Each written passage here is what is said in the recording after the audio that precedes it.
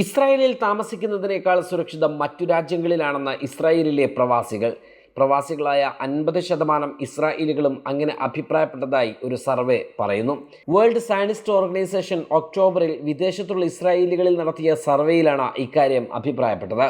20% പ്രവാസികളും ഇസ്രായേലിലേക്ക് മടങ്ങുന്നതിനെക്കുറിച്ച് ചിന്തിച്ചിട്ടില്ലെന്നും സർവേ റിപ്പോർട്ടിൽ പറയുന്നു. ഇസ്രായേലിലെ സുരക്ഷാ സാഹചര്യത്തെക്കുറിച്ച് ചോദിച്ചപ്പോൾ 40% പേർ മാത്രമാണ് രാജ്യം ജീവിക്കാൻ സുരക്ഷിതമാണെന്ന് അഭിപ്രായപ്പെട്ടതെന്നാണ് സർവേ പറയുന്നത്.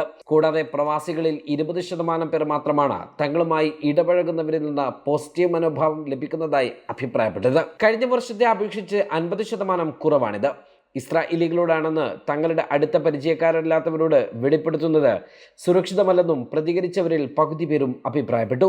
സർവേയോട് പ്രതികരിച്ച ഇസ്രായേലികൾ ഒക്ടോബർ 7 ശേഷമുള്ള പുതിയ സാഹചര്യങ്ങളോട് ഭയവും ഉത്കണ്ഠയും പ്രകടിപ്പിച്ചതായി വേൾഡ് സയനിസ്റ്റ് ഓർഗനൈസേഷൻ പ്രവാസികാര്യ വിഭാഗ മേധാവി ഗുസ്തി യഹോഷ ബ്രവർമാൻ പറഞ്ഞു. രാജ്യത്ത് കഴിയുന്നവരെ പോലെ തന്നെ വിദേശത്ത് താമസിക്കുന്ന ഇസ്രായേലികൾക്കിടയിലും ഭാവിയെക്കുറിച്ചുള്ള ആശങ്കയാണ് പൊതുവികാരമെന്നും അവർ ചൂണ്ടിക്കാട്ടി.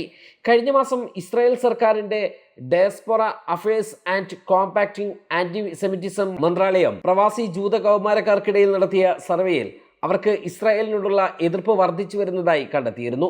പുതുതലമുറ ജൂതമത വിശ്വാസികളിൽ നിരവധി പേർ ഗസയിലെ കൂട്ടക്കൊലയെ വിമർശിച്ചും ഹമാസിനോട് അനുഭാവം പ്രകടിപ്പിച്ചും സർവേയിൽ പ്രതികരിച്ചിരുന്നു. ന്യൂസ് ഡെസ്ക് സുപ്രഭാതം.